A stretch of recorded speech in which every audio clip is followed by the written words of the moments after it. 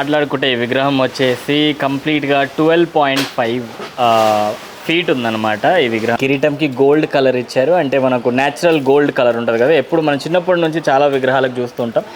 ఈ మధ్యకాలంలో కిరీటంకి కూడా కలర్ చేంజ్ చేయడం స్టార్ట్ చేస్తారు. కానీ చిన్నప్పుడు మాత్రం అంటే మనకు 90s కిడ్స్ ఎక్కువ శాతం అయితే ఇలా గోల్డ్ కలర్ ఉన్న కిరీటాలనే చూసారు విగ్రహాలకి, వినాయకుడి విగ్రహాలకి.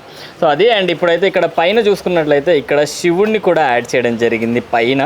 సో అక్కడ శివుడి ముఖాన్ని యాడ్ చేయడం జరిగింది అండ్ చాలా బ్యూటిఫుల్గా డిజైన్ చేశారు. అసలు ఒక అంటే మనకు ఇలా వినాయకుడి ముఖాన్ని చూస్తే అదొక తెలియని ఆనందం అన్నమాట. చాలా అట్రాక్టివ్గా ఏదో ఒక తెలియని అట్రాక్టివ్నెస్ ఉంది అన్నట్టుగా మనకు అర్థమవుతుంది అనమాట. చాలా అంటే చాలా బ్యూటిఫుల్గా అనిపించింది నాకు ఈ విగ్రహం.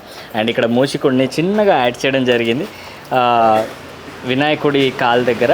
అండ్ ఇందాక మనం పంచ చూసాం కదా, అక్కడ ఆ ధోతి ఏదైతే ఉందో అది క్లాత్ ధోతి అండ్ ఇది వచ్చేసి పిఓపి ధోతి అనమాట. మీరు చూసుకోవచ్చు. సో ఇది అండ్ కంప్లీట్గా విగ్రహం చూసుకోండి ఎంత బ్యూటిఫుల్గా డిజైన్ చేశారో వాళ్ళు.